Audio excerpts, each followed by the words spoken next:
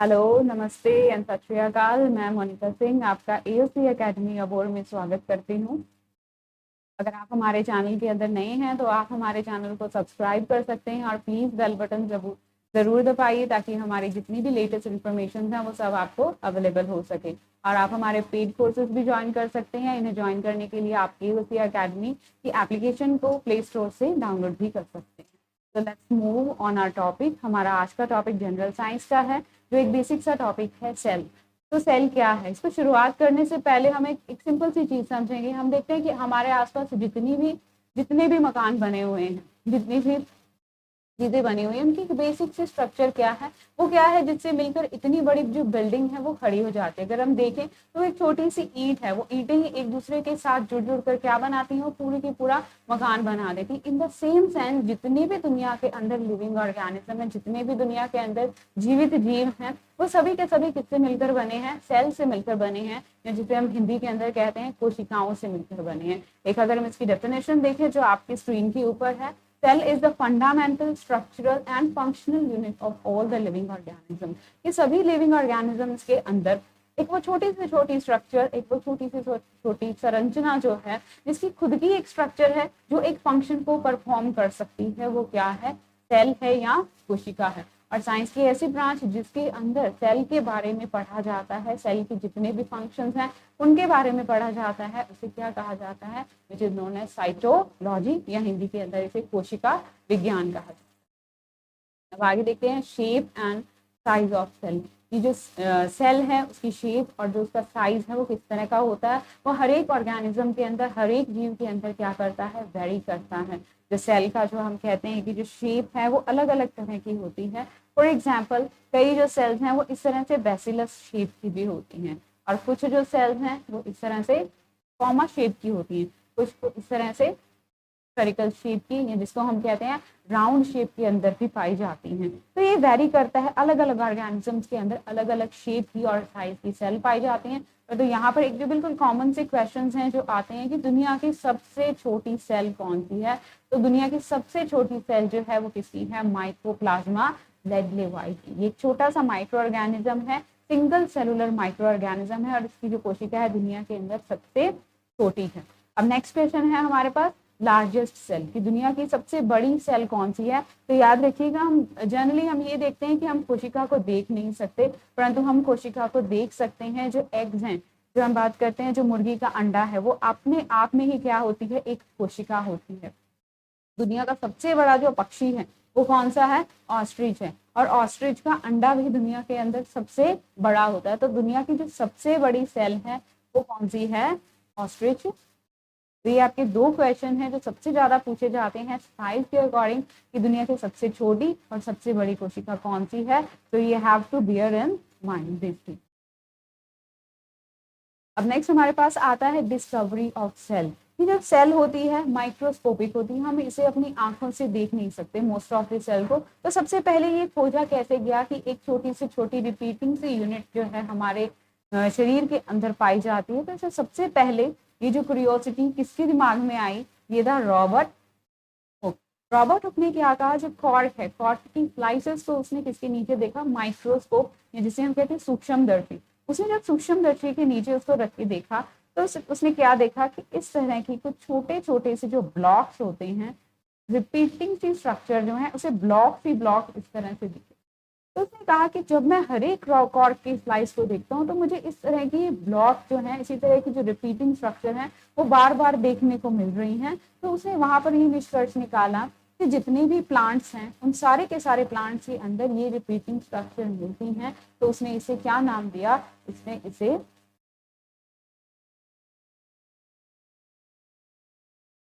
सेलुला नाम दिया, जो लैटिन के अंदर था। और ये सेलुला आगे आगे धीरे धीरे बढ़ता हुआ जब इंग्लिश के अंदर आया तो ये क्या बन गया, ये सेल बन गया। के बाद में नेक्स्ट अब ये जो सेल थी वो डेड सेल थी। डेड सेल का मतलब है कि इसके अंदर कोई भी लिविंग मटेरियल नहीं था। तो सबसे पहले अब नेक्स्ट क्वेश्चन जो है, यहाँ पे थोड़ा सा अलग सा क्वेश्चन है कि सबसे पहले फिर जो लिविंग सेल थी उसको किसने देखा था। तो सबसे पहले लिविंग सेल को डिस्कवर करने वाला था एंटोन वॉन ल्यूवेनहॉक। ल्यूवेनहॉक इसका जो नाम है, कभी कभी एग्जाम के अंदर जब क्वेश्चन आता है तो क्वेश्चन के अंदर कभी कभी जो आगे फर्स्ट नेम्स होते हैं एंटोन वॉन को मेंशन नहीं किए जाते, तो आपको एग्जाम के अंदर या तो पूरा नेम मिलेगा या अकेला आपको क्या मिलेगा, ल्यूवेनहॉक मिलेगा। तो फर्स्ट लिविंग सेल की जो डिस्कवरी है ल्यूवेनहॉक ने किस तरह से की, तो देखिए जिस तरह से बारिश होती है तो बारिश का होने के बाद में जो पानी के गड्ढे बन जाते हैं, तो उसने पानी के गड्ढों के अंदर से देखा कि इसके अंदर क्या है, क्यूरियोसिटी उसके अंदर ज्यादा हुई, तो उसने जब उसे माइक्रोस्कोप के नीचे रख के देखा तो उसने क्या देखा कि कुछ इस तरह के ऑर्गेनिज्म है, कोई बिल्कुल छोटे छोटे ऑर्गेनिज्म जो इस तरह से round round round round move कर रही हैं। तो यहाँ से देखा कि ये छोटे छोटे जीव हैं, तो जीव हैं तो वहीं से उन जीवों की क्या हुई, डिस्कवरी हुई। तो सबसे पहले लिविंग सेल को देखने वाला कौन था, ल्यूवेनहॉक। तो यहाँ से ये क्वेश्चन थोड़े से एक दूसरे से डिफर हो जाते हैं। अगर आपके पास एग्जाम के अंदर आता है कि सबसे पहले सेल की डिस्कवरी किसने की, तो वो था रॉबर्ट हुक। बट अगर क्वेश्चन के अंदर ये आता है कि सबसे पहले लिविंग सेल को किसने देखा था, तो यहाँ पे आंसर थोड़ा सा डिफर हो जाएगा। वो आंसर आपका आएगा ल्यूवेनहॉक या एंटोन वॉन ल्यूवेनहॉक। तो उसके बाद में नेक्स्ट है बिल्कुल एक कॉमन सा टॉपिक है सेल थ्योरी। सेल थ्योरी को थोड़ा सा डिस्कस करने से पहले हम एक नॉर्मल सी चीज को लेंगे। अब हम सबको पता है कि हमारा जो सेल है, हमारा जो शरीर है, वो किससे मिलकर बना है, कोशिकाओं से मिलकर बना है, सेल से मिलकर बना है।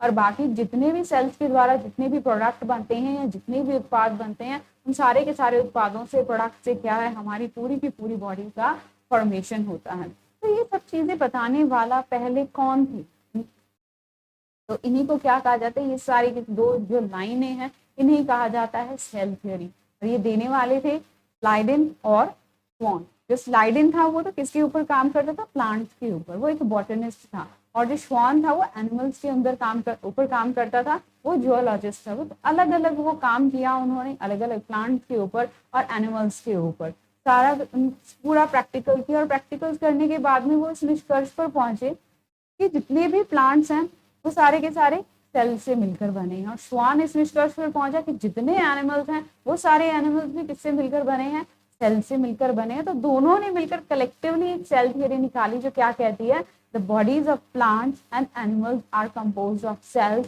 And products of cell. जितने भी दुनिया के अंदर प्लांट्स हैं, पौधे हैं, पेड़ पौधे हैं और जीव जंतु हैं, सभी सेल्स और उनके उत्पादों से मिलकर बने हैं।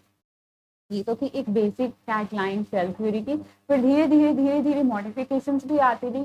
और मॉडिफिकेशन जो है सेल थ्योरी की वो देने वाले थे रुडोल्फ विर्चो एंड नेगेली। ये क्वेश्चन भी काफी बार पूछा जाता है कि सेल थ्योरी को मॉडिफिकेशन किसने किया, तो रुडोल्फ विर्चो और नेगेली। क्या मॉडिफाई किया उन्होंने, अब देखिए भी ये भी एक सिंपल सी बात है। क्या सिंपल सी बात है, अब देखिए हमारे जो शरीर की शुरुआत है किससे होती है, एक सिंपल सी छोटी सी कोशिका से होती है। और जैसे जैसे हम बड़े होते हैं हमारे अंदर नंबर ऑफ जो सेल्स है, नंबर ऑफ कोशिकाएं हैं वो बढ़ती जाती है। तो ये जो नई कोशिकाएं हैं वो कहाँ से आती हैं, उनका जो जन्म है वो कहाँ से होता है। तो याद रखिए जो नई कोशिका है, एक सिंपल सी बात है, जो भी कोशिका है, एक कोशिका है, ये जब डिवाइड होती है तो क्या बनाती है, ये दो सेल्स बनाती हैं। जब ये दो सेल्स फर्दर डिवाइड होती हैं तो आगे जाकर फिर से कितनी कोशिकाएं बना देती हैं, 4 कोशिकाएं बना देती हैं। तो यहाँ पे आप देख सकते हो कि ये जो नई कोशिकाएं बनी 1, 2, 3 और ये जो 4, ये चारों कोशिकाओं का निर्माण कौन सी कोशिका से हुआ है, ये पहले वाली कोशिकाओं से हुआ। अब यही लाइन आ रही है कि all cells are arrive from pre existing cells, कि जो पहले से सेल्स प्रेजेंट हैं उनके अंदर ही क्या होता है, विभाजन होता है, डिवाइडेशन होता है और उन्हीं से क्या बनती हैं, नई कोशिकाएं बनती हैं। मनुष्य के अंदर खरबों कोशिकाएं हैं और इन खरबों कोशिकाओं का निर्माण किससे हुआ है, वही एक सबसे पहले कोशिका से, जिसे हम क्या कहते हैं, युग्मनज कहते हैं या जाइगोट कहते हैं। तो these are all about modified version है सेल थ्योरी का। उसके अंदर ये दोनों लाइंस आएंगी। क्या लाइन आएंगी कि all the living organisms are composed of cell and product of cell. ये वही पहले वाली लाइन है जो स्लाइड में स्वॉन से ली गई है। नेक्स्ट है all cells are arrive from pre existing cell, कि नई जो सेल्स हैं, नई कोशिकाएं हैं, उनका निर्माण पुरानी कोशिकाओं के विभाजन से होता है। अब नेक्स्ट आता है an overview of a cell. कि हम बार बार बात कर रहे हैं कोशिका की, सेल की बात कर रहे हैं कि सेल के अंदर बेसिक सी जो स्ट्रक्चर है वो क्या होती है। तो आपके पास यहाँ साइड के अंदर एक छोटा सा डायग्राम है जिसके अंदर हमने एक राउंड सी स्ट्रक्चर बनाई हुई है। राउंड सी स्ट्रक्चर के अंदर देखिए क्या चीज नजर आ रही है हमें। सेल के अंदर बेसिकली यही चीजें मिलती हैं। देखिए सबसे बाहर के अंदर एक जो कवरिंग है, ये आप तो देख रहे हो प्लाज्मा, ये क्या है, एक कवरिंग, बेसिक कवरिंग है जो सेल को क्या करके रखती है, कवर करके रखती है। उसके अंदर जितने भी कंपोनेंट्स हैं उसको एक जगह के ऊपर इकट्ठा करके रखती है। प्लाज्मा मेम्ब्रेन के अंदर ही सेल के सारे कंपोनेंट्स होते हैं। सबसे मेन कंपोनेंट जो आपको नजर आता है, जो हम यहाँ पे बनाया है बिल्कुल बीच में, सेल का जेनेटिक मटेरियल। जेनेटिक मटेरियल जिसे हम नॉर्मल शब्दों के अंदर क्या कहते हैं, डीएनए भी कहते हैं। और डीएनए के बाद में बाकी जितना भी लिक्विड वाला जो पार्ट होता है जो सेल के अंदर पाया जाता है उसे क्या कहा जाता है, साइटोप्लाज्म कहा जाता है। अभी जो तीन चीजें हैं, plasma membrane, cytoplasm and genetic material, ये तीन चीजें हैं जो दुनिया की हर एक सेल के अंदर पाई जाती है। जो एक बेसिक का डायग्राम है, जब हम सेल के बारे में सोचते हैं तो हमारे दिमाग के अंदर आता है। अब आगे नेक्स्ट हम स्लाइड्स के अंदर देखेंगे कि कितनी प्रकार की सेल्स होती हैं, कौन कौन सी सेल्स होती हैं जो हमारे आसपास उपस्थित होती हैं, प्रेजेंट होती हैं, और आगे फर्दर इनके क्या क्या। हमारी जो नेक्स्ट स्लाइड है वो है टाइप्स ऑफ सेल की। दुनिया के अंदर कितने टाइप की सेल्स पाई जाती है, तो बेसिकली दो टाइप की सेल्स होती हैं, प्रोकैरियोटिक सेल और यूकैरियोटिक सेल। और साइंस के अंदर है जितने भी आपके नेम्स हैं, अगर हम नेम्स को ही क्या कर ले, समझ ले, तो हमें उसका जो शब्द है उसका मतलब आसानी से, वो जो टर्म है उसको बहुत ही इजीली समझ सकते हैं। अब यहाँ पे सबसे पहला शब्द है हमारे पास प्रोकैरियोटिक। अब यहाँ पे प्रो शब्द का मतलब क्या है, प्रो, यहाँ प्रो शब्द किसके लिए आया है, प्रो शब्द आया है प्रिमिटिव के लिए।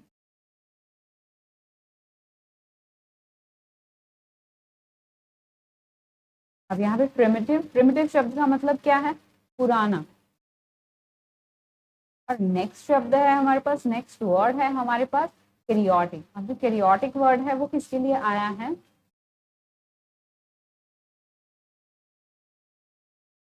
न्यूक्लियस के लिए, कि ऐसी सेल्स जिनके अंदर प्रिमिटिव न्यूक्लियस मिलता है।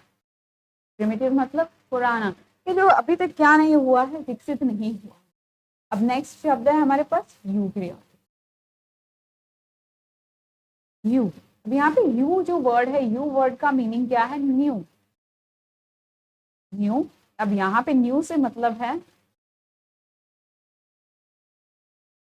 एडवांस, ऐसे सेल्स जिनके अंदर एडवांस्ड न्यूक्लियस मिलता है। तो एडवांस्ड न्यूक्लियस वाली सेल्स को कौन सी सेल्स बोला जाता है, यूकैरियोटिक सेल्स बोला जाता है। तो प्रिमिटिव न्यूक्लियस वाली सेल्स हैं प्रोकैरियोटिक सेल्स, और एडवांस्ड न्यूक्लियस वाली सेल्स हैं यूकैरियोटिक सेल्स। अब हमारी जो नेक्स्ट आने वाली स्लाइड है उसके अंदर हम पढ़ेंगे कि प्रिमिटिव न्यूक्लियस का मतलब क्या है और एडवांस्ड न्यूक्लियस का मतलब क्या है।